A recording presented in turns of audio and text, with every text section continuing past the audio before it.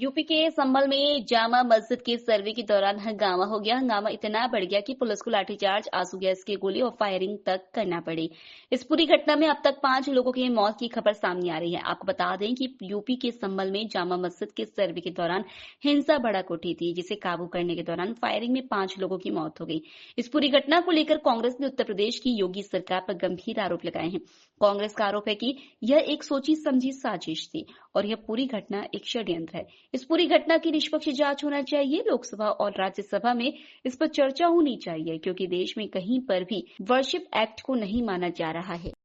क्योंकि भारतीय जनता पार्टी की सोची समझी साजिश है, संरक्षण है ऐसे लोगों को जो इस तरह की हिंसा को अंजाम देके बैठे हैं। आज सबसे बड़ा सवाल यह है कि 600 साल से जिस जामा मस्जिद में संभल की नमाज हो रही है, एकदम कह दिया जाता है कि लखनऊ से पेटिशनर जाते हैं संभल और कहते हैं कि यहाँ मंदिर हुआ करता था, और कोर्ट एक ही दिन में 2 घंटे में आदेश दे देता है सर्वे के।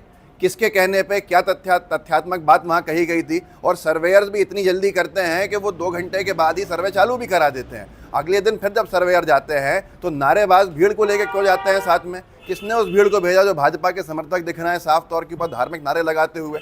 विवाद बनाने के लिए वहाँ गए। विवाद जब बन गया तो पुलिस सीधे फायरिंग कर देती है। किसके इशारे पे, किसके आदेश पे? अब पुलिस कोई भी कहानी रच देगी, पुलिस कुछ भी कह देगी, उस बात को मान लिया जाए कि साहब ये हो रहा था, वो हो रहा था, पुलिस कुछ भी वहाँ से निकाल दे। लेकिन पुलिस ने सीधे सीधे रिकॉर्ड के ऊपर वीडियो में मौजूद है ये आदेश देते हुए गालियों के साथ कि गोली चलाओ।